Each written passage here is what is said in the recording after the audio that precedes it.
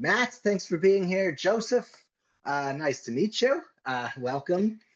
Let's start going through this. All right, Descartes' Meditations. We'll get into it and we'll follow along with the.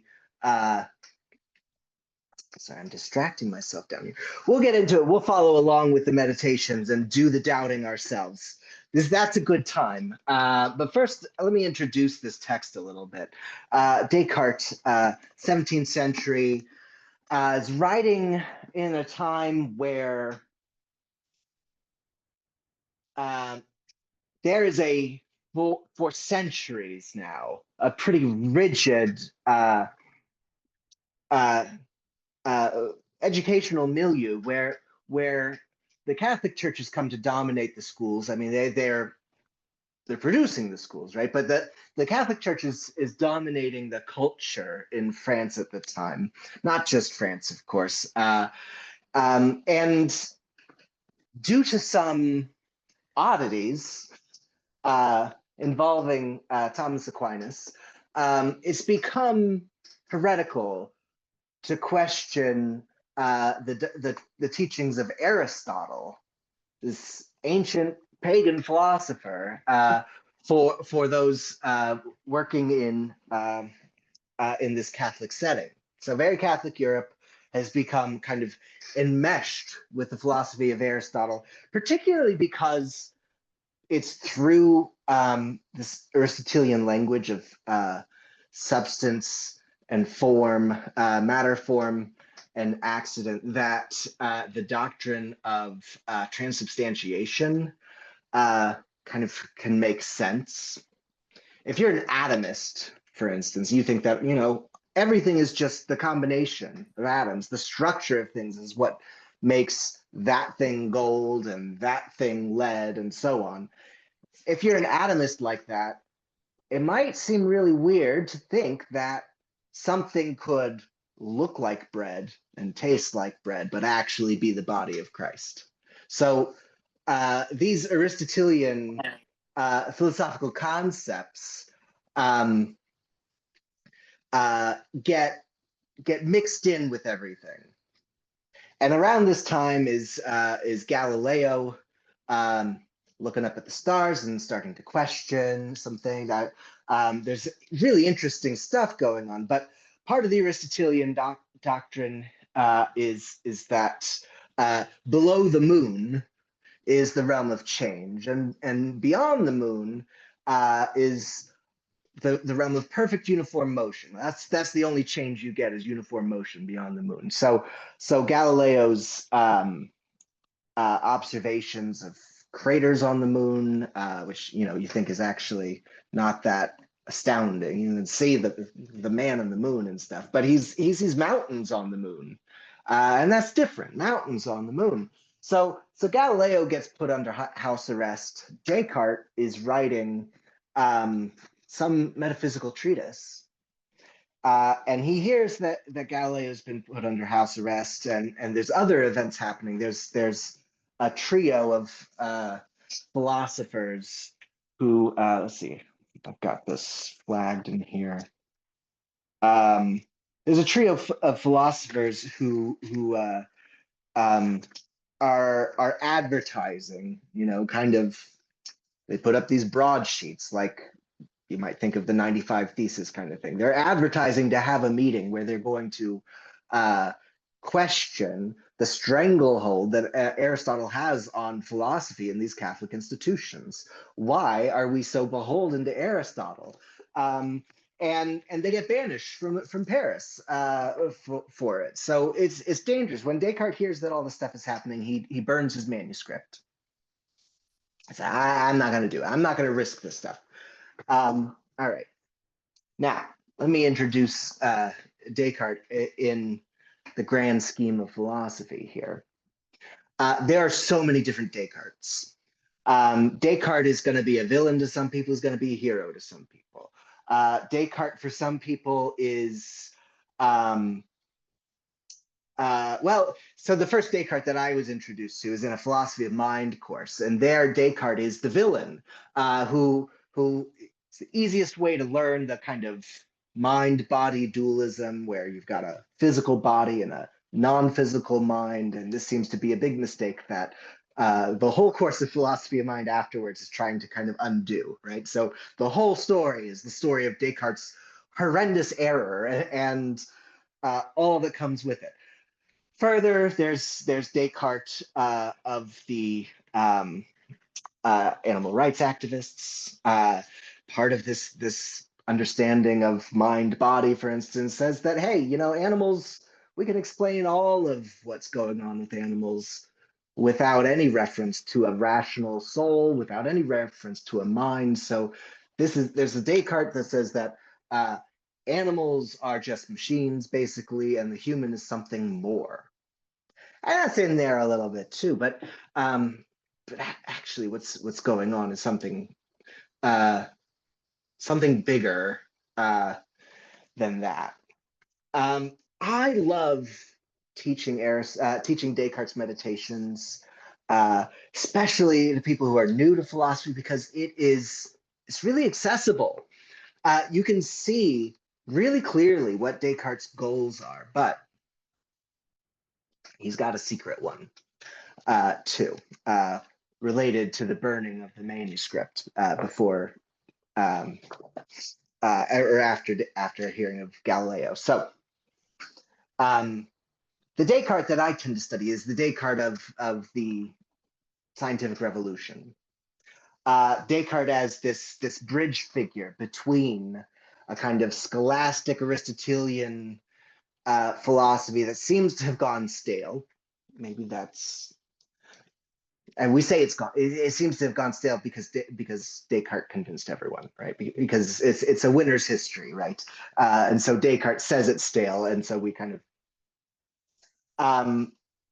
so this Descartes is kind of a bridge between the medieval scholastic philosophy of Aristotle and the new philosophy. So for some people, Descartes is an atheist because of course he did, because they interpret that transition as one kind of out of control of the church.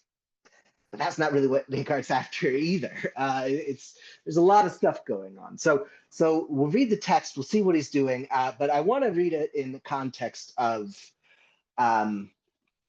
there's also the context of skepticism here, but the context of the scientific revolution is a really big one, and the context of kind of a period of philosophical change. It's really some powerful stuff. And so my Descartes ends up being something of a hero in these ways. Of course, others will say, hey, Descartes is improperly seen as kind of a patriarch of modern philosophy, and patriarch in the sense of like, oh, philosophy is a man's game, and we always interpret what's happening in light of the great men who are pushing things forward. And people like Christian Mercer will say, hey, we don't pay so much attention to Descartes. We should go back to Teresa of Avila and see the ways that St. Teresa did some similar kinds of things. And there's a point there. I mean, it is really actually a really important point. I mean, Descartes is thought of as the father of modern philosophy, and it's too strong. But I think when you really get into the study of the history of philosophy, and I think this is a study of history in general, and I think this is an important point for even understanding politics is going on around us. The person's often not the most significant thing here, right? It's not people who move history. Ideas do sometimes. I mean, the Marxists will say that only economics, only the material conditions move history, and the Hegelians will say no. There's ideas are what move history, and the interplay between the dialectic between these ideas. Surely there's a mix, right? Surely both of those are too simplistic. Okay, but we do see like movements. This stuff is in the air. It's in the ground, right? It's like mold, right? Or a fungus. Wherever you've got the right kind of decaying stuff, something will grow out of it. Um, we we pick Descartes to represent this stuff partly just because of the great literary qualities of this work, but partly because so many people in the aftermath of Descartes' writing, of Descartes' life, identify themselves as Cartesians. Uh, Now, the day in Descartes is an article, right? It's from Cart, right? So the cart part is the important part. So we call them Cartesians. Okay, so that's enough context, I think. Let's talk about Descartes' goals here, and then we'll start doubting. Um, Three goals. Should I share? Let's see. I'll share my handout, at least for a little bit. All right, Descartes has three goals here. The first, really clear. You start engaging with the work. He tells you right out front. My goal is to prove the existence of God and the immortality of the soul, like the Catholic Church says all good Christian philosophers should do. Okay. Now, people will say that he's not serious about that. Most people think, no, he is kind of serious about that. And we can see with the seriousness with which he presents these proofs, these arguments. They're maybe not the best in some ways. The argument for the existence of God he gives in the third meditation is it's not good. It works for Descartes, I think, but you have to have well, we'll see next time what the assumptions you need to have going for you to get there. But so he's got these goals. These goals, he's ready to advertise that. Not dangerous here, he gets banned. The book gets banned. Not dangerous here. See, I'm just proving the existence of God and the immortality of the soul, just like what is it? Some Lateran council says that Christian philosophers should be doing. In a kind of Thomistic sense, he's trying to provide some of these preambles to the faith, right? Thomas Aquinas thinks you can prove certain things about Christianity, and then there's other things that you have to take on faith, but proving those things helps to make that leap of faith. Okay, so that's one goal. The other goal is also a pretty good goal, to refute skepticism. Now notice, when we're reading the first meditation, people get all obsessed about the doubts. The doubt is not the point. The point is to show the limits of the doubt. So we're going to go through these doubts, and what we're after is not to just it's not just to clear away. It's not just to finally not believe anything. He's not trying to turn you into a skeptic who has no beliefs. We want to doubt as much as we can so we can find the foundations that can't be doubted. We want to find those things that can't be doubted and then build back up. So if we think about our beliefs as like a house that we live in, he wants to clear it away, right? It seems like, well, the opening line is real nice. Of this the letter of dedication.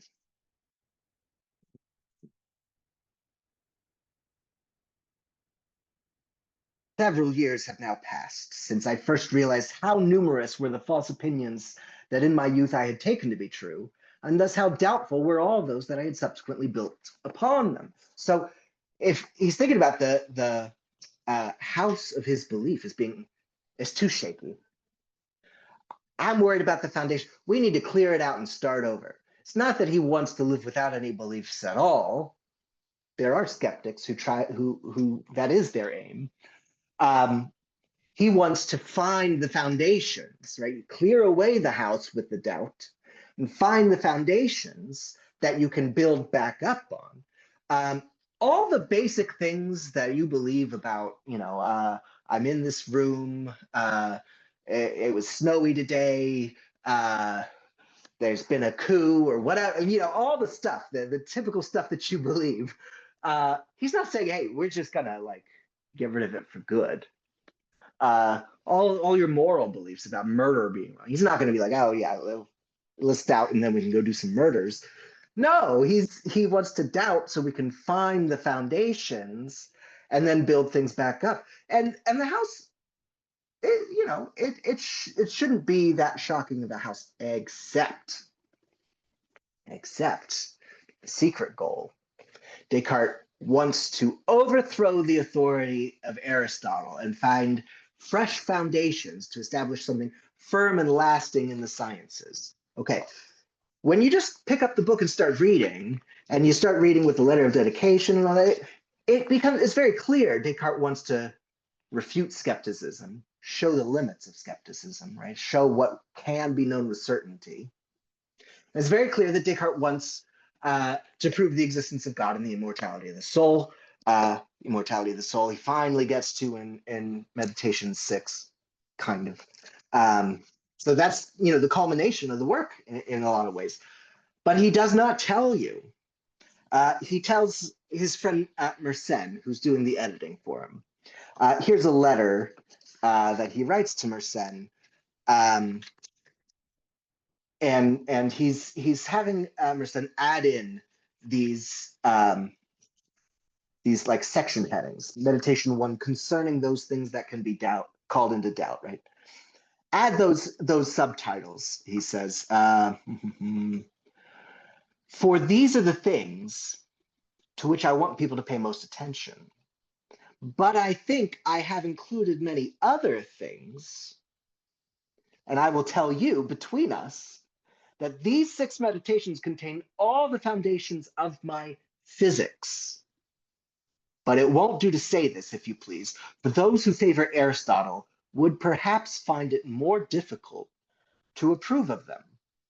And I hope that those who read these meditations, will accustom themselves insensibly, without even realizing it, insensibly to my principles, and will recognize the truth before noticing that they destroy those of Aristotle.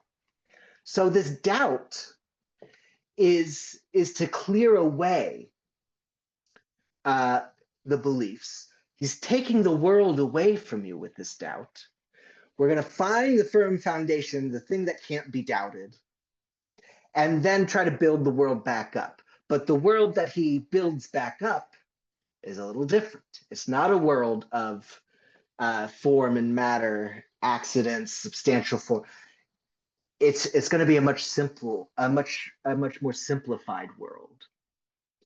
In some ways, it's very good reading. I mean, part of the reason that Descartes is so appealing, actually, part of the reason that his work does like take off and people start adopting it, is because he is in some ways trying to kind of go back before Aquinas to like a metaphysics of Augustine.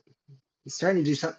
There's a lot of similarity between Augustine's thoughts about his Platonic thoughts about substance and knowledge and the soul and Descartes. So he's kind of he's not radical as a religious thinker, I think. I mean, there's some weird religious stuff, actually, some weird stuff about God that we'll get to in some point. Oh, actually, that reframes the whole thing. It's wonderful. There's a rug pull coming, maybe next week, maybe the week after. Probably it'll be next week. There's a rug pull where it's like, oh, now we have to kind of rethink this because of this weird thing about God.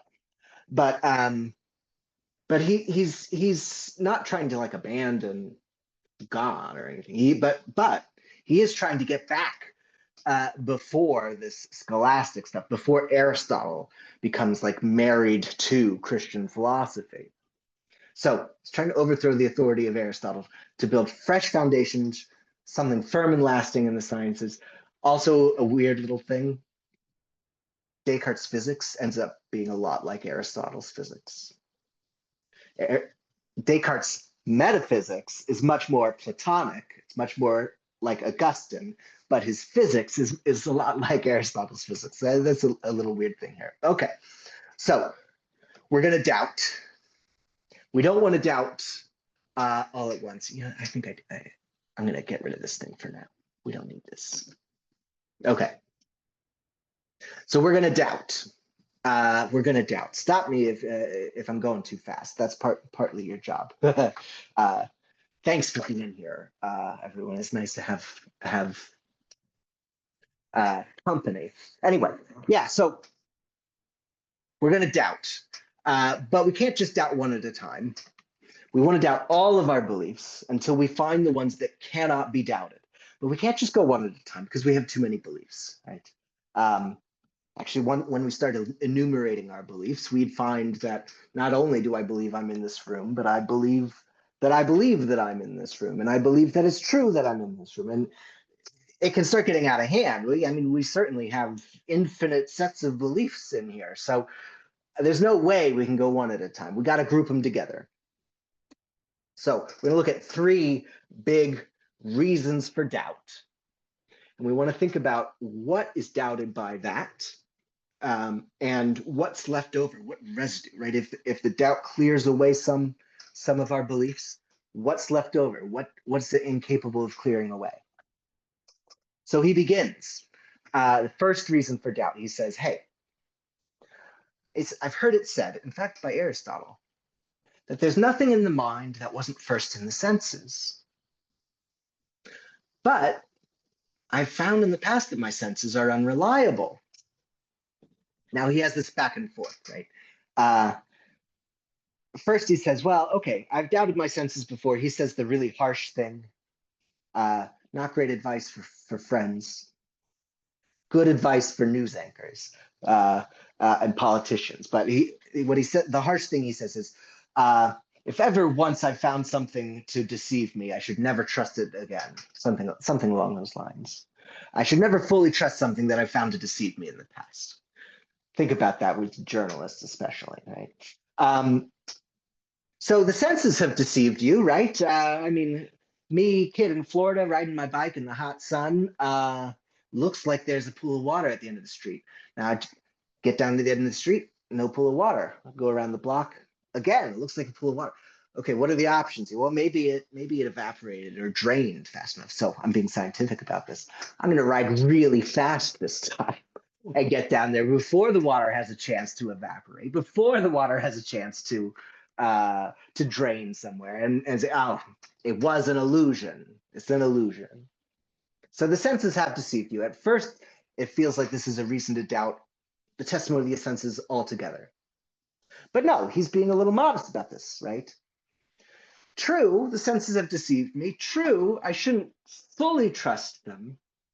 But the senses mostly deceive us when, things are really small, really far away, or when there's something odd with our sense organs or with the medium, right? The example of putting an oar in the water and it looks bent because of the medium of the water changing.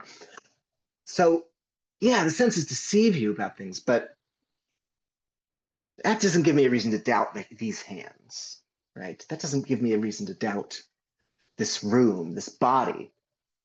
So what we doubt at first then, right? We doubt because the reason for doubt is the senses have deceived us. But ultimately, what can we doubt because of that? We doubt the testimony of the senses in less than ideal circumstances. I'm not going to doubt the testimony of the senses altogether because they've deceived me before, but I will doubt the testimony of the senses in any kind of extraordinary circumstances.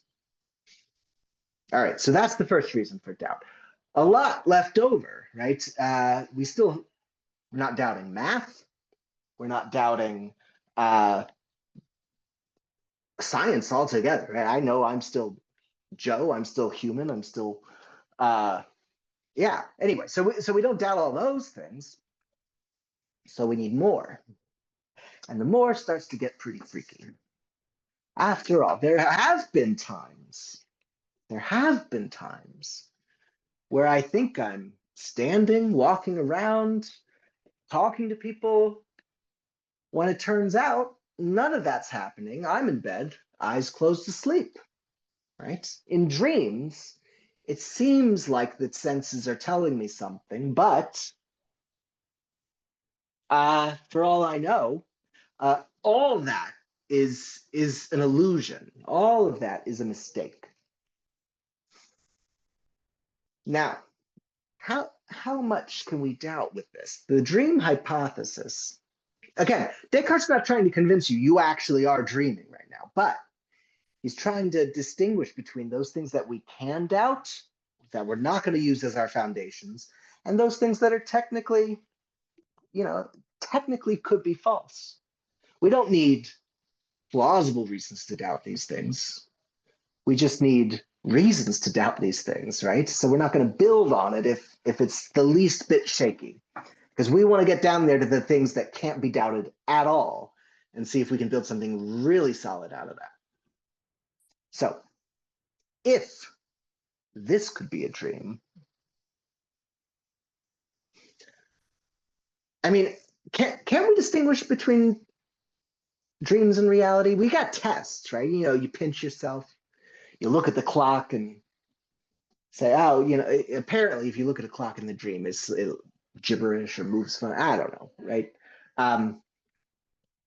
Thomas Hobbes, clever fellow, usually. He writes a set of objections. Descartes elicits a set of objections. And in his set of objections, he says, well, sure, sometimes when I'm dreaming, I think that I'm awake. But when I'm awake, I know I'm not dreaming. Usually pretty smart. Usually a smart guy. Leviathan's a great work. But that's silly, right? Now you might think, well, there's always some sign, right? The only one that's 100% is that you woke up. I mean, that's it. When you wake up, you know that what came before was a dream. But you don't know that what you woke up into isn't a dream. I've had that, a dream. Oh, my worst dream, my most realistic dream. I'm lying in bed and I wake. Very realistic. I look up at the ceiling and there's a little spider off in the corner, and the spider starts crawling on the ceiling towards me. And somehow, maybe I should have noticed this, it gets bigger as it crawls towards me. And then it drops and lands on me in the bed. And I wake up already in motion. But I thought I already woke up. That's how the dream started, right? So, I mean, the only sure sign that what came before was a dream is that you woke up. And if you think, no, there's always some sign. I could tell when Harry met Sally that now I could tell. No, what makes you think you could tell, right? Besides, maybe there's two kinds of dreams, right? Maybe there's the less vivid dreams and this other kind of dream that's the more vivid dream. And the more vivid dreams are such that any test that you think can distinguish the less vivid dreams from reality, the more vivid dreams pass. And maybe this right now, not to make you paranoid, maybe this right now is the first time you've had the more vivid dream. So it is possible that you're dreaming right now, right? You could wake up. I've also had this other weird experience of maybe you've had this too. Has this ever happened to you? You're walking along and you hear what sounds like the ringtone, the song, whatever, of your alarm. You're walking around and you hear the sound of your alarm clock, and it gets louder. I've had that happen a couple times. And I've had it happen so that it stops me in my tracks. Be like, wait, am I about to wake up? Am I alone? Is that too too extreme? I don't know. It's happened. Okay, so maybe for all we know, this all is a dream. And if it's possible that right now, your experiences right now, that what your senses seem to be feeding you right now, if that's a dream, if that's possible, that's a dream, then maybe your whole life has been a dream. You don't know that you've never woke up. You don't know that you've ever been awake. And then we basically have the matrix there, right? For all we know, it could all be a dream. Oh yeah, phantom vibrations, absolutely. but feeling the paranoia out and about, like just walking on campus or something, the paranoia of, oh, I'm about to wake up. That's a special feeling when you're full in reality, as you know, as far as you know, fully out there in reality, and you think, oh no, wait, this is a dream. I'm about to wake up. It doesn't last long, but it's a remarkable feeling. So, okay, so we doubt that. Now, what's left over by this doubt? Notice, like your own personal history, right? The complete testimony of the senses is gone, right?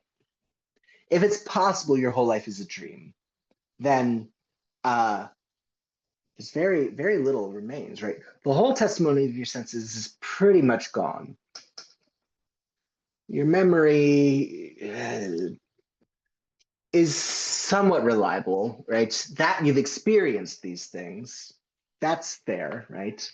Um, but that your experience is of a reality. No. There's the reality of your experience, but that's it. Um, Math is still intact. Uh, there's another thing, really interesting thing. Oh, this is important actually. What's it called? Simple natures.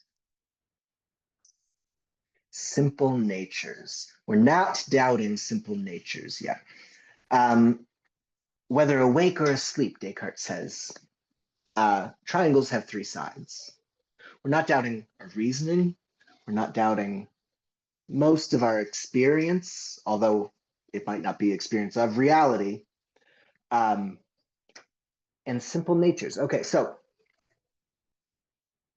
what are we talking about when we talk about simple natures? And what I want us to think about for a minute is, look around you, think about what your experience is made of. All right, I got this yellow book here, this yellow Descartes book. Now, maybe this is a dream. Maybe this book doesn't really exist. But my experience of this book is an experience of yellow. It's an experience of a certain texture.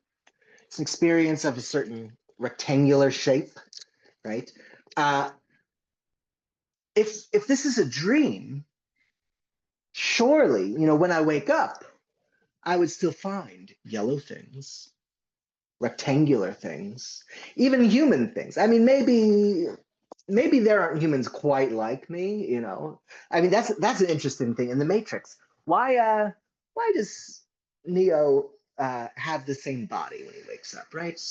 If he's been asleep the whole dream, how should he expect to wake up and be pretty much like he was, except shaved and ports? No reason to think that, really, no reason. Uh, Wake up the first time, you yourself could be all kinds of things. You don't know. But the stuff our experiences, the stuff our sensation is made of, the shapes and colors, the sounds, those things have to be real, he thinks, at this point.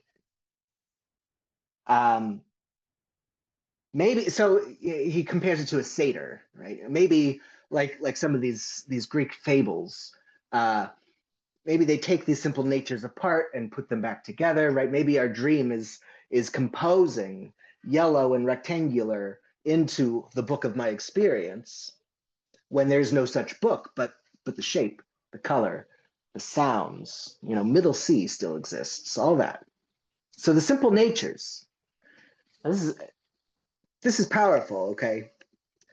Um, Already thinking of our experience, kind of, I mean, this is kind of the beginning of phenomenology in some ways, right? Thinking about um, what our experience is made of, thinking about, the visual field as an experience rather than as, the tree, the book, right? This is big. This is big. And we'll see what he does with this in a bit. Okay, so we've doubted. We've doubted because the senses deceive. It doesn't get us very far. We've doubted because this could be a dream. That can get us really far. He wants to go further.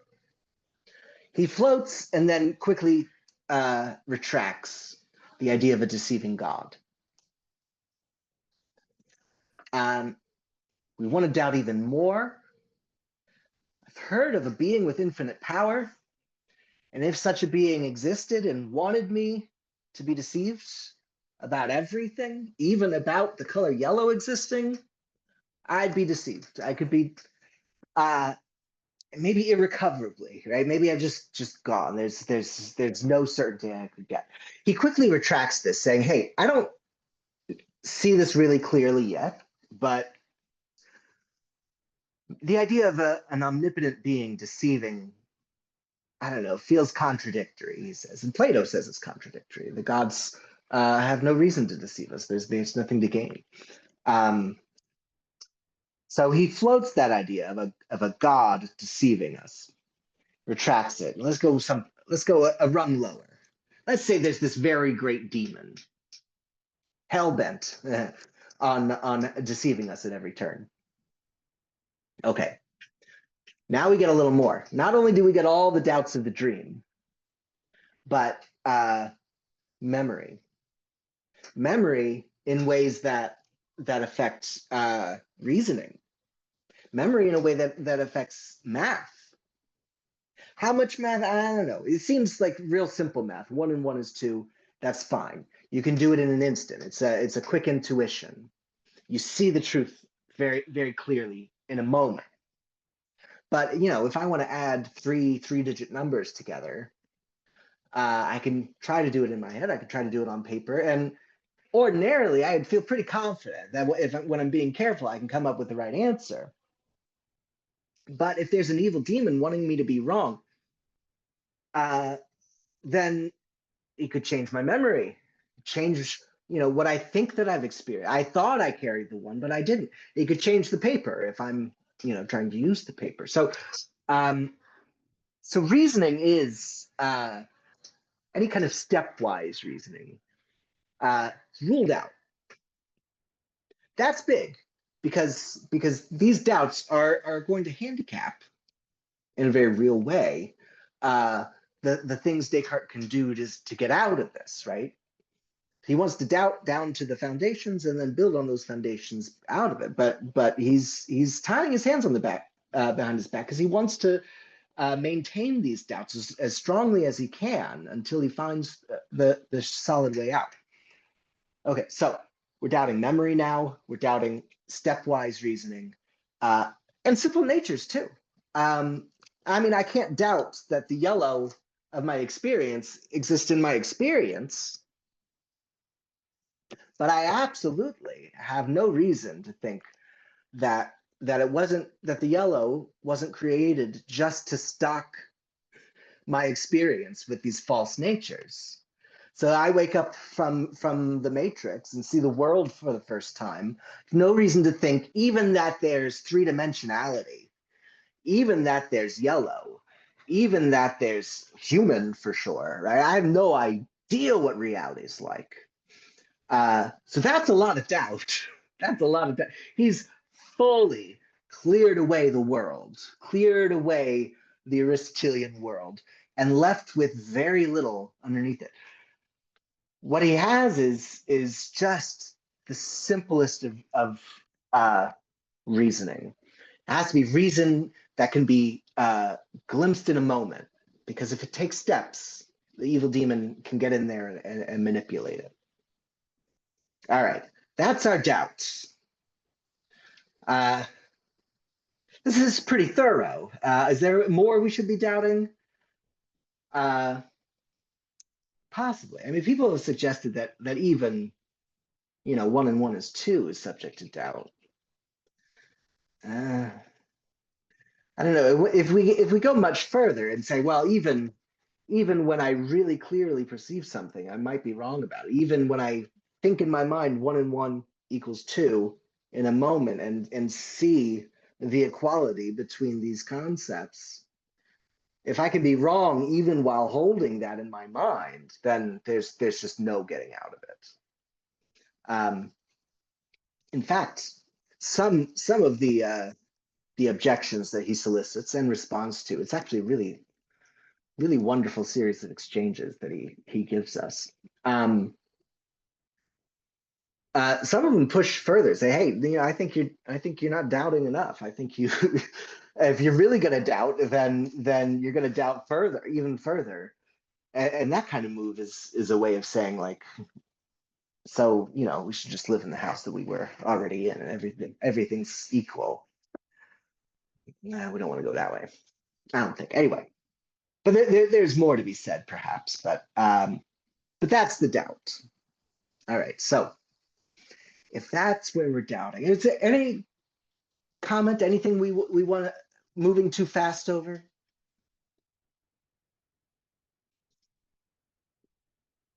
No Yeah, pressure.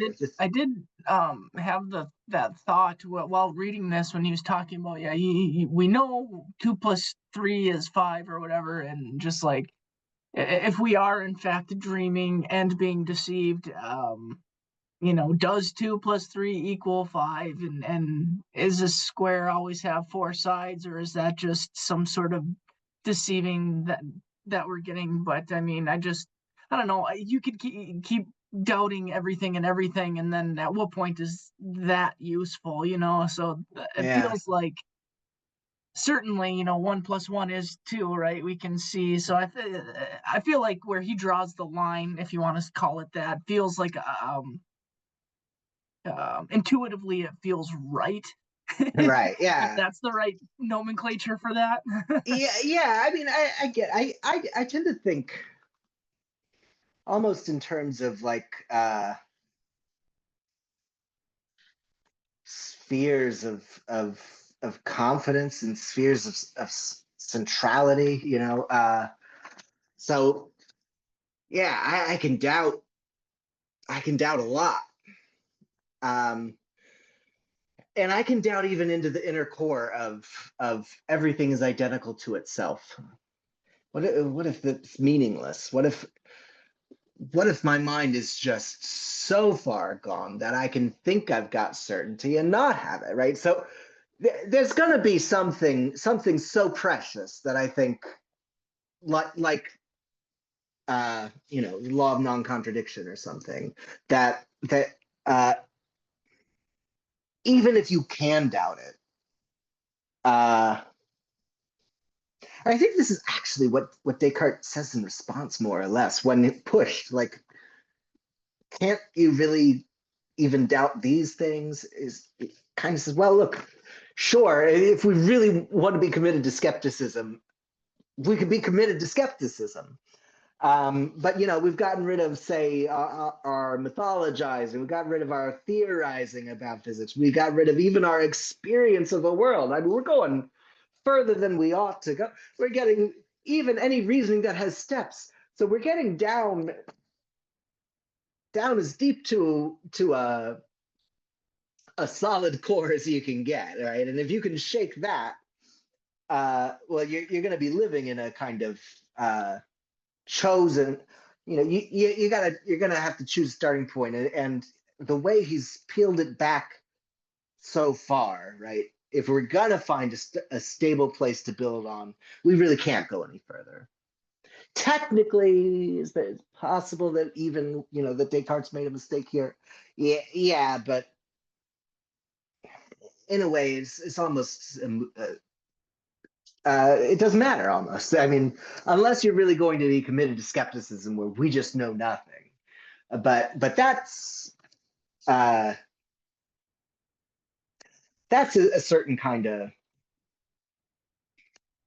that requires some nuance to think about what you're doing when you're doing that. And I feel like that sort of skepticism almost closes a door. It doesn't feel like there's room for conversation to say we know nothing, because after you say we know nothing, then there's really nowhere to go to. That's just like such a end. Yeah, yeah.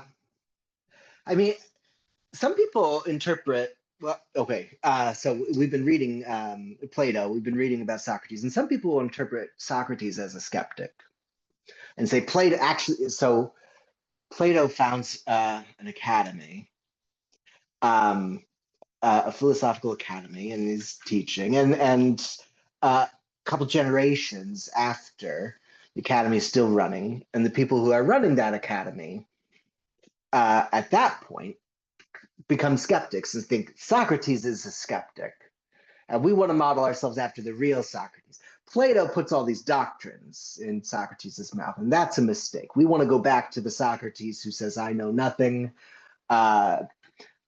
who is constant. I mean, even if we think about this approach to truth that Plato gives us, the dialectic of kind of climbing, jumping from one plausible theory that ends up, not holding up to scrutiny to the more plausible one that holds up a bit, but then, we keep disproving and climbing our way up. I mean, science does that too, right? We're not stopping.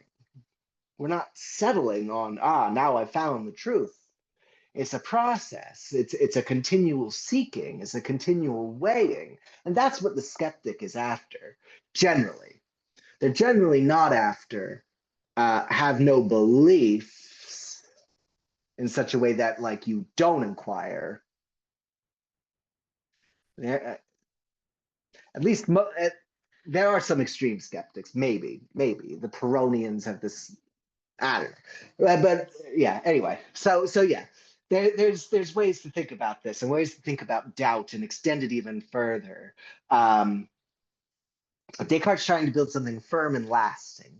Maybe even from our perspective, looking at the scientific method and progress being, moving from false theory to better false theory over and over again. Maybe there's room for being a skeptic who's constantly looking.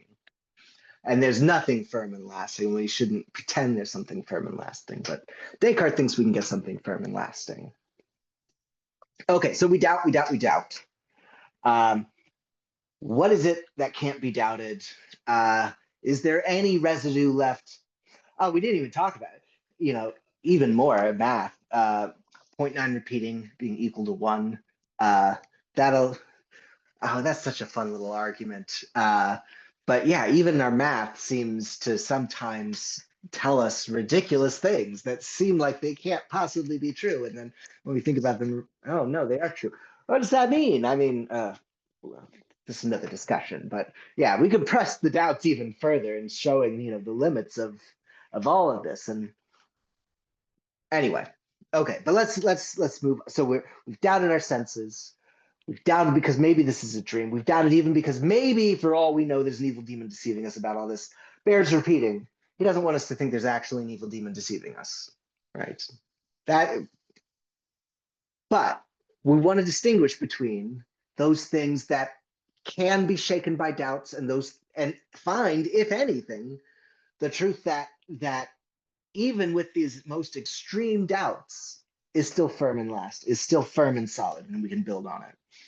And what he produces is the most famous sentence in all philosophy. I think, therefore I am. Cogito ergo sum. So I think, therefore I am. I mean, let's see. That actually appears in the discourse on method. He doesn't put it quite that way in this one, I think, if I recall. But anyway, it's there. So I think, therefore I am. We've got this truth. Even if I'm deceived about everything, even if I'm deceived about my body, even if I'm deceived about my senses, even if all of this whole world of my experience is just in my head, it's just in my experience, I know I exist. I can't be wrong in thinking I exist. So he gets down to himself. And this isn't this big reveal. I mean, in some ways it is. But this kind of argument also appears in Descartes. Not Descartes, this is Descartes. In Augustine. Augustine says, encountering, the possibility of being deceived by a devil or something. He says, well, if I'm deceived, then I exist. So Augustine also sees his own existence as this like unassailable truth, this truth immune from any doubts.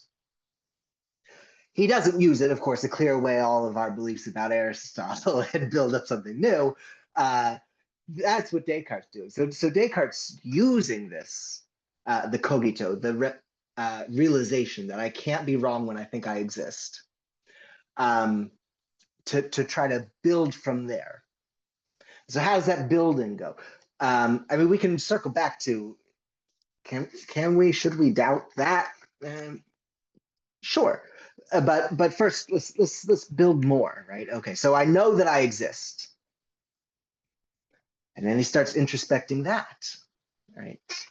He's looking for a couple things. Right? He's looking for what is it ultimately about the cogito? What is it about this realization that has certainty? So we can kind of hold on to that and apply it to other things too. And he's going to find that it's a clear and distinct idea, a clear and distinct perception. Just like 1 and 1 is 2. You get down to it, it's simple, it's clear. It's this intuition that just can't be wrong. So when you think that you exist, you can't be wrong about it. Now, you can be wrong about being a body, be wrong about being human, be wrong about being you can be wrong about all sorts of things. You still know very little. You were still holding on to all those doubts before, but I can't doubt that I exist. So that's going to be our starting place. And then we move from there and we say, okay, well, let's think about this thing that I know now, right? That's the foundation. We're going to build on it. What do I know about myself? I don't know much. Actually, so in the discourse on method, he walks through the same thing and he kind of jumps. It is a jump. It's a leap.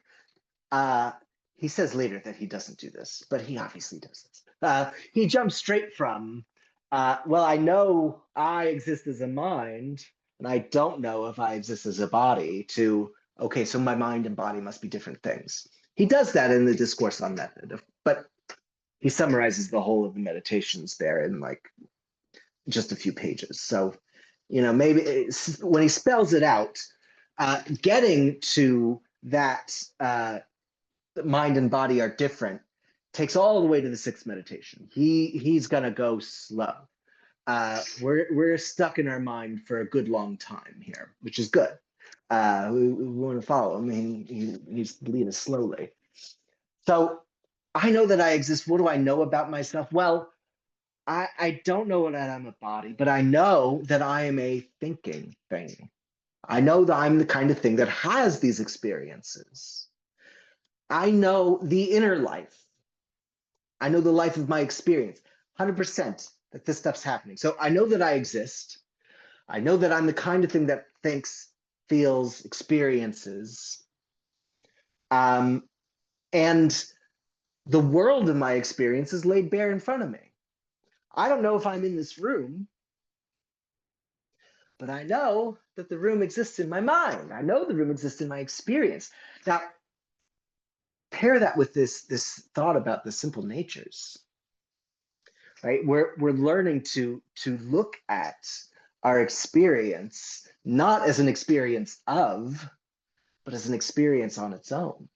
I mean, it really sets us up to put ourselves in our minds. It sets us up to put the whole world in your mind. I now know about the whole world of my experience.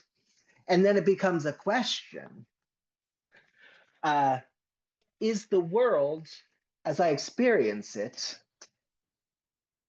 different from the world as it exists outside of my mind? The world as it exists objectively? Does the world exist outside of my mind at all? That's going to take until meditation 5. But then, how is the world outside of my mind like and unlike the world as it exists in my experience?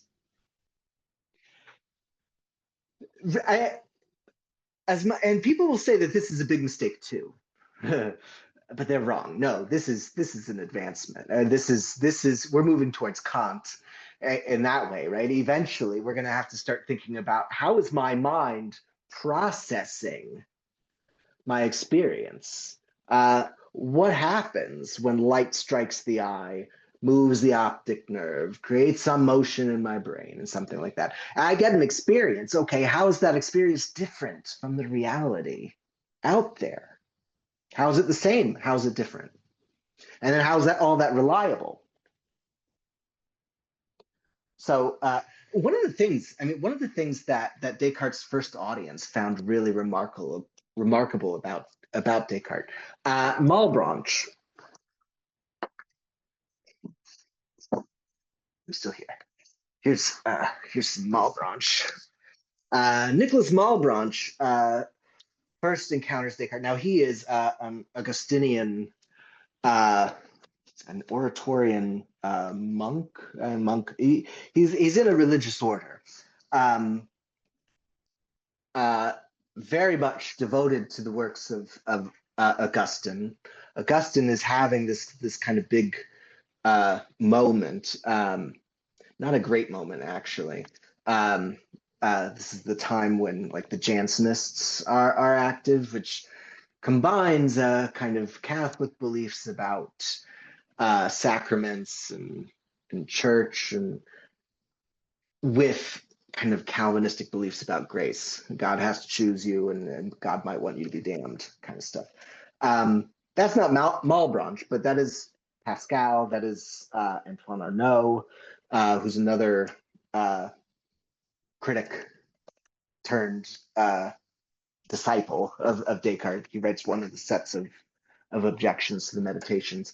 So Augustine has this big point, but interestingly, what Malebranche reads of Descartes that gets him really excited about this is a much more controversial work, an earlier work called Man, L'Homme, um, where Descartes starts describing the human body as a machine, like in a lot of ways, right? The Aristotelian Thomistic worldview is bodies full of spirits in some way, right? The substantial form, the soul, is what's responsible for your life. The soul is what's responsible for the nutrition, right? There's like a plant soul that keeps us going. There's an animal soul that keeps us moving. And then there's a rational soul that has us thinking, right? So we've got like all these functions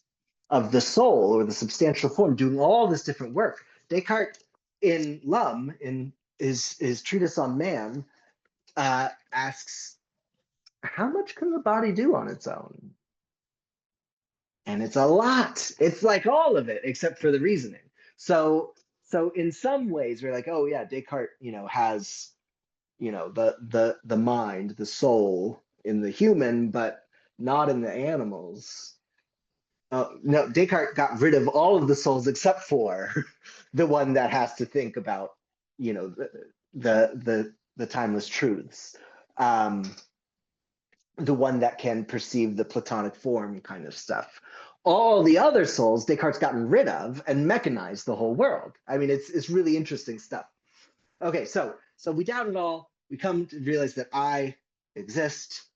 I don't know anything about the world. I don't know that you exist except as a part of my experience. So I know that I exist. I know that I'm a thinking thing, and I know the world of my experience. So that's where we kind of get.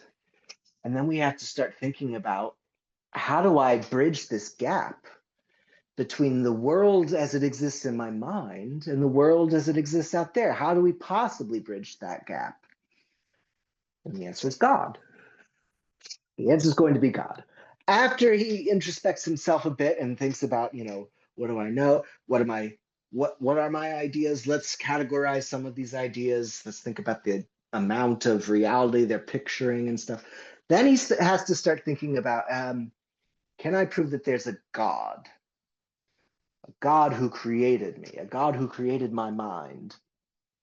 If I was created by a perfect being, The stakes are high here. If I was created by a perfect being, then I can have some confidence. I can start getting some confidence that when I'm using my reasoning correctly, I'll get to the truth. But if I wasn't, then I don't know. If I wasn't, then maybe I'm wrong at all every turn or something. So, or maybe I'm just stuck in my mind and I'll never get to know about the world out there. So he needs to prove the existence of God to make this bridge between his mind and the world outside of his mind. If he can prove that there's a God, then he thinks he can get certainty, not just knowledge, but certainty of the world outside of his mind. So that's what he starts setting out to do, to prove the existence of God. I'll give us a little preview of how that's going to go. He doesn't have a whole lot of options here. He will eventually adopt a kind of ontological argument that says God is a perfect being, and if God didn't exist, then it'd be an imperfection in a perfect being. Kind of, that's contradiction. He does a kind of ontological argument later in the fifth meditation. Yeah, but here he can't do that because the idea of God in his mind could be planted there by the evil demon. He doesn't know that he can trust it. Joe, Yeah. what is an ontological argument? Yeah. So it's an attempt to prove the existence of God from the idea of God. It goes back to Anselm, where Anselm defines God. He says, I find within myself this idea of a being greater than which, what is it? That than which a greater cannot be conceived. A being so great that you can't think of a greater one. And Anselm tries to say, okay, so if that being didn't exist, well, let's back up. How about think about a being greater than which there could be no other. Could there be limits to that being's power? No. If the greatest possible being had limited power, you could imagine a greater one. The same thing, but with unlimited power, and that'd be even greater. So this being, this concept of God as the greatest possible being, has to be omnipotent.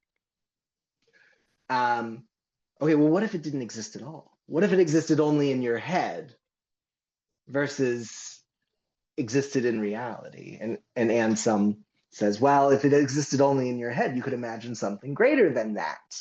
The same thing existing in reality. But there's nothing greater than the greatest possible being. There's nothing greater than that than which a greater cannot be thought. So it can't just exist in your head. It has to exist in reality. Really, it's a fascinating argument. It feels like a trick. It might be a trick. There's a long story there. There's a long story there. But we'll get to it because Descartes is going to give a version of that in the fifth meditation. But he can't do it here because that involves too many steps, right? I mean, what does he have? What resources does he have to try to prove that God exists here? He's doubted his whole experience. He's doubted simple nature. All he knows is he exists. He's the kind of thing that thinks, and the world seems this way. So he doesn't have a lot of resources. You can't even really do a cosmological argument that says, hey, look, there's a world. There's things in motion, for instance, that had to start somewhere.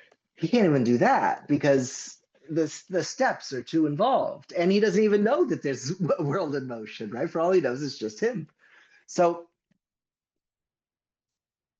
here's what he's going to do. He's going to find an idea of God in himself and ask, where did that idea come from? What could possibly be the source of that idea? But before we can do that, we got to think about the ideas that we have in ourselves. This argument is like a famously bad argument. People refer to it as it's not actually as bad as it sounds. for Descartes, for a certain kind of Platonist, let's say. It'll work. But then again, what if that kind of Platonism is wrong, right? So it doesn't really work well to like try to prove people that there's a God or something like that. Um, for my tastes, the cosmological argument, there's a version of a cosmological argument that can pretty much get you, well, that's even more complicated too. So I don't know. Well, I'd love that discussion. I haven't had it in a while, so I'll have to at some point just march through all these proofs of the existence of God and tear them apart and put them together and see this works if you look at it that way, but here's where it's fun. But this one, they see it as kind of a maker's mark argument. Descartes finds an idea of God in himself, and because that idea is the idea of an infinite being, he thinks it could only come from an infinite being. John Locke says, well, I can compose the idea of an infinite being by saying, I have the idea of limits and I have the idea of negation. I can just put those together. Right? I have the idea of the finite and I have the idea of naught, and I can just put those two together to get the idea of an infinite being. Descartes doesn't think that works. And he starts telling you why that's not going to work, but in the second meditation, where he starts sorting his ideas in some ways. He starts saying, okay, well, look, what if I have lots of different ideas here, right? I have an idea of, let's think of the idea of a hole. And the idea of a pile of dirt, right? You go out and do some gardening, you dig a little hole, you get a pile of dirt next to it. Now, for all you know, this is an experience in your mind. This is nothing out there in the world. And for all you know, even there is no such thing as dirt or a hole. It's all in your mind. And fed to you just to stock your mind with things, right? And if you found reality, there'd be no dirt, there'd be no holes. For all you know, right? Maybe the evil demons created these concepts just to stock your mind with them. Okay, still, the idea of a hole and the idea of a pile of dirt are really rather different, right? One is the idea of a thing, or a heap of things, perhaps. And the other is the idea of an absence. So the idea of the whole and the idea of the dirt are very different in some ways. Now, they're the same in that they're both ideas, right? They're both experiences, right? Sensations. When we say idea here, this is bigger than Plato would say. Plato wants to think of the ideas like forms and stuff, but when we think of an idea here, any kind of mental content, anything happening, anything in your experience. Okay, so the idea of the whole and the idea of the dirt are equal in one respect and unequal in another.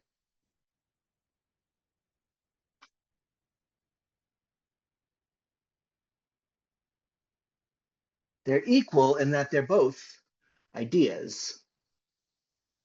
They're unequal in that one is the idea of an absence, and the other is the idea of a presence, a thing, a substance. Okay, so he wants to think of these as let's see, objective reality and formal reality.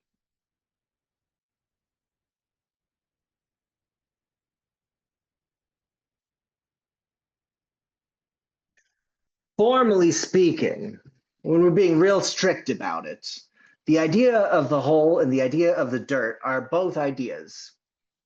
They're the same. They have the same ontological status in that they're both the same kind of thing. But, oh, and I see I got a question here in the chat. We'll get to it. But they're different in that they're of the object of the idea, right? Not all things have both kinds of reality. Ideas do, pictures do. You know, you draw a painting. You got two paintings. They're both paintings, but one is also, in a way, a tree, right? It's a painting formally, but it's a tree objectively, in that its object is different.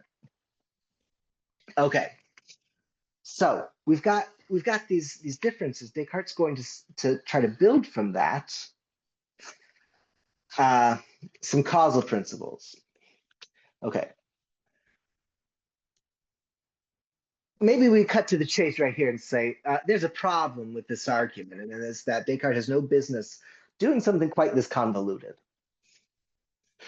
Right? His hands are supposed to be tied behind his back. His reasoning is supposed to be subject to what he can know in an instant, an intuition, right? He gets down to it and says, I can't be wrong when I think I exist. The cogito, I think, therefore I am, it's not even an argument. It doesn't have steps. People think of it as an argument, as an enthymeme. It feels like a syllogism. All things that think are things that exist. I'm a thing that thinks, therefore I am, right? No, it's not that at all. You get down to it. You take these experiences apart. You take this down, and you get to something so simple that you realize you just can't be wrong. Whenever you think that you exist, you just can't be wrong.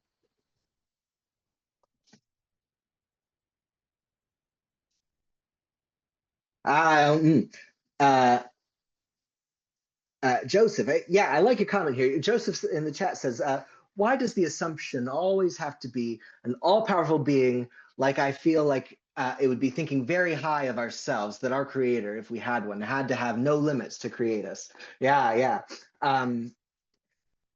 Something about Spinoza's God is that Spinoza's God doesn't seem to be able to create more than it actually creates, which is interesting. Still somehow thinks that's omnipotence, but yeah, there's some ways of arguing that of trying to argue our way to God that doesn't get you a God with no limits. It gets you a God who has the ability to do everything that's been done, and that's feels less impressive. But in fact, that's part of Hume's kind of the more pious of his objections to natural theology, trying to build God from being the creator of all this. We really only get a God who's big enough, who's great enough to make all this.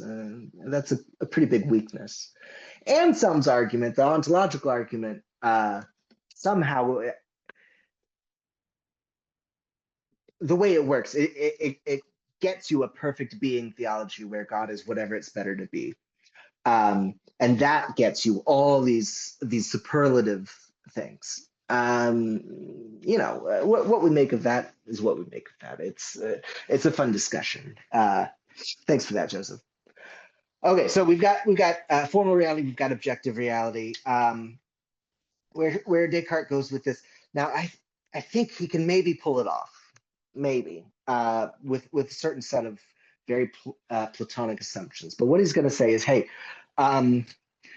the cause can't be less than the effect. We get a causal principle. The cause can't be less than the effect. Okay, so first we've got formal reality, we've got objective reality. We need that, and then we need some kind of causal principle. The cause can't be greater than the effect. Now this is supposed to be an intuition as well.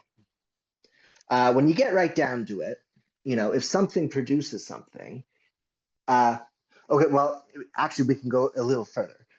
Nothing comes from nothing. That seems about as safe as I think, therefore I am. Nothing comes from nothing. All right. We have access. We have access to I exist. I'm a thinking thing in the contents of my mind. And there's a couple other kind of axiomatic things that just seems like we can't be wrong about it. Like nothing comes from nothing. Nothing comes from nothing. Maybe you can get us another insight, another intuition. This feels like steps, but he's going to say, no, I have the intuition, and if I lay the groundwork for you, you'll get the intuition too, that you'll see that it just can't be false. Okay, so nothing comes from nothing. If we can grant that, then we move forward and say, okay, so the cause can't have less reality than the effect. Because if there's more reality in the effect than the cause, where did that more come from? That more is something coming from nothing, right? So the effect can't be greater than the cause.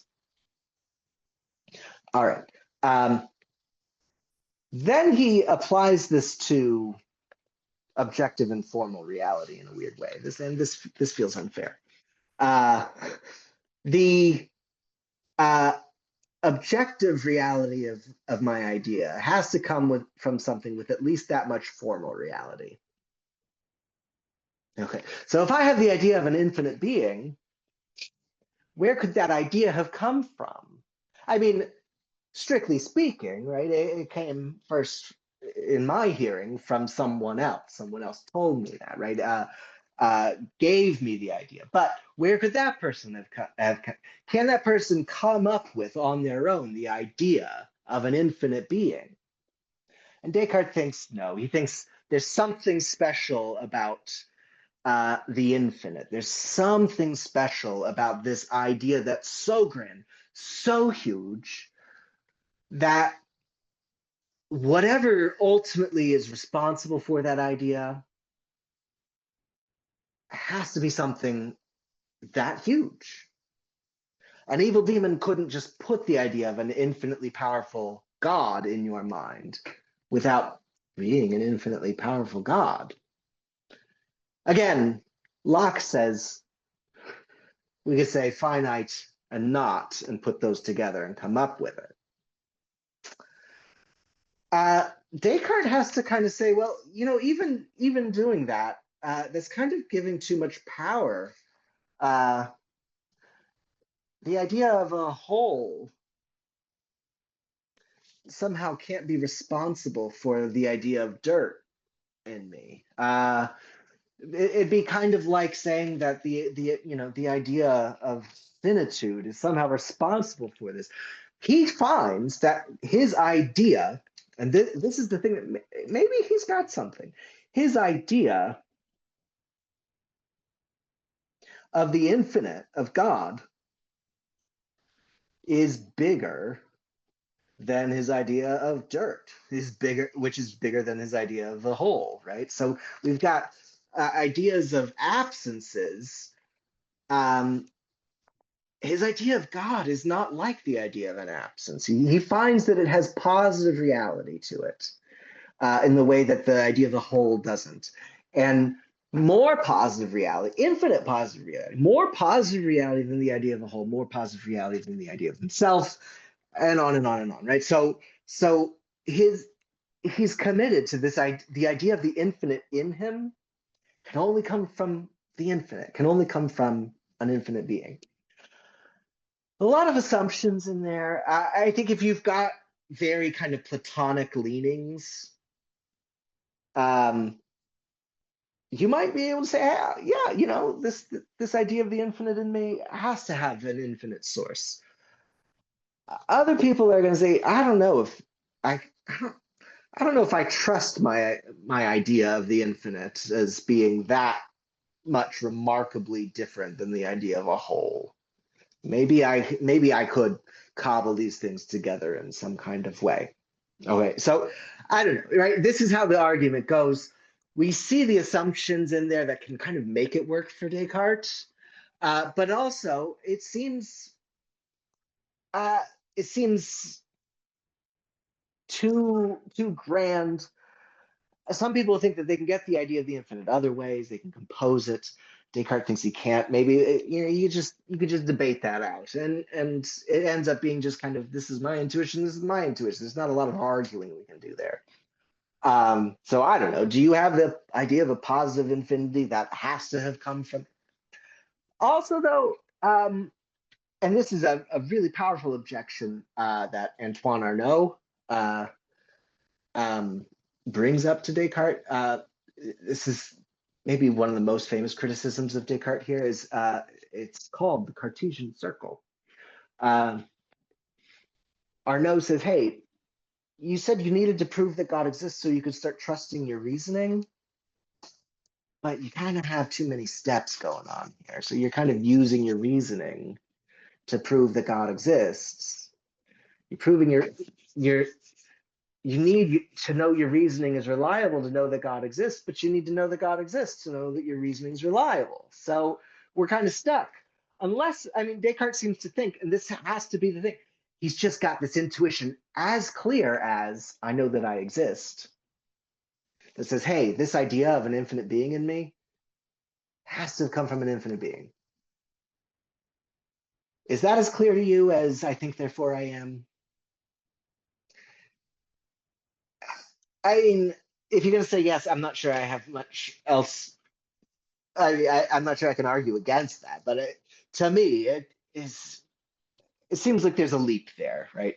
Okay, so we've got all these different goals going on. Let's return to those, and then we'll wrap up, and then we won't need to talk about the proof of God's existence in meditation 3. We can move on to 4, which is good. 4 is kind of a problem of evil thing going on, which is fun, and then 5 is about the nature of material things. Okay, so we've got 3 goals Descartes has, right? 1, to refute skepticism. For me, I kind of am on board for most of it. Yeah, like I know that I exist. I do know that I'm the kind of thing that thinks and has experiences. You could get in there and doubt a little further and say, what about persistence over time? Is there a me that's the same me now as when we started this? Maybe that's more than Descartes can grant, but there is a thing experiencing here, and there's experiences. So that's all good. When he starts needing to prove that God exists, I think the proof fails. And even if you think there's a God and that his hands are tied behind his back, like I said, right? He doesn't have the resources to use one of the more traditional proofs, a stronger proof like a cosmological argument. I can give you, well, at some point, I'm sure we'll talk about a version of the cosmological argument that there's something to it. I'll show you the ways out if you want, but there's something going on there. So he doesn't have access to those because he's limited himself so much with this doubt. So refuting skepticism, yeah, he showed us a few things that definitely, I think is reasonable to say, are things that we absolutely know with certainty that cannot be doubted. You could still pull a problem of the criterion argument there.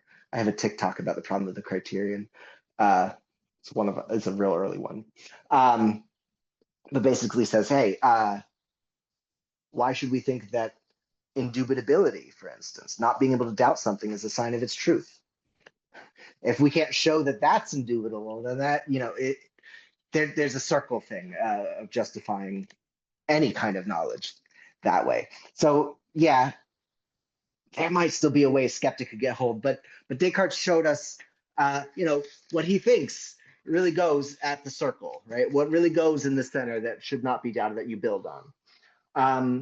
Proving the existence of God and the immortality of the soul. We'll have to come back to the immortality of the soul. The proof of the existence of God. This isn't where you want to look if this is the kind of thing you're looking for.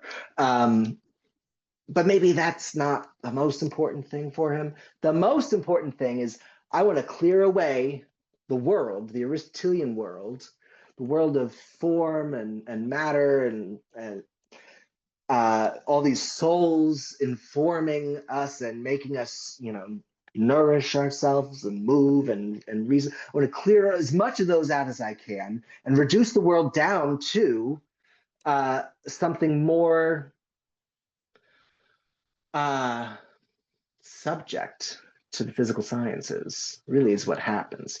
Descartes gives us, aside from the human soul, a mechanistic world, a world of bodies that take up space and move and change by impact.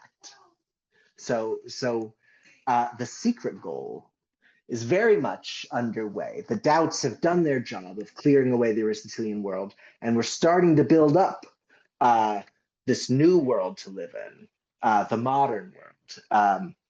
And we've already cleared away some things. So that's how it's going. We've trying to get out of the mind into the world by way of God.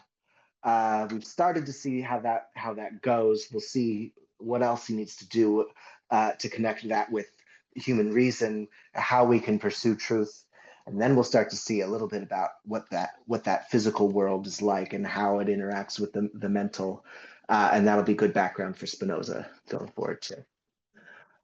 Okay, that's what I got. Anything else we want to say? Thank you all for being here. Any other questions or anything?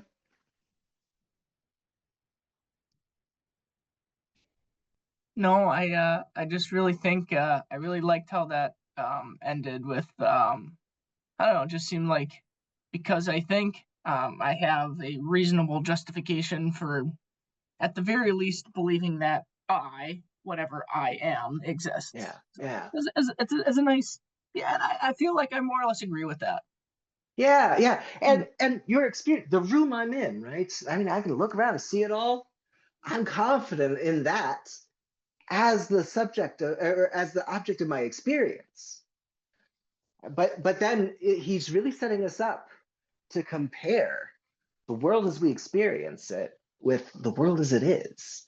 Uh, Interestingly, color is going to be a thing that goes. Color is in our experience only. It's not out there. Light is out there. And actually, when we think about it that way, yeah, we experience color when light engages with our sense organs. But the color isn't the real thing. The light is the real thing. So yeah, that's where we're going. It's good stuff. All right. Well, color just like the absence of parts of light. is color the absence of parts of light? Yeah. Well, so like you experience color when you different colors when the object you're seeing absorbs all of the light but the color you're seeing, right, but it's just the absence of the rest of it, so yeah, it makes sense but that still, that would be the thing to leave. Yeah, but still, it's the wavelength that interacts with the eye, right? But even that, it's the light in the wavelength that is the real thing, and the experience of it is the color. So light is real, color is subjective, and like vibrations are real, and sound is in the experience, right? So it's interesting the way that he distinguishes between what exists as a feature of the world outside of the mind and what exists as a feature of the world inside the mind. It's interesting. We'll get more into it. I hope to see you again.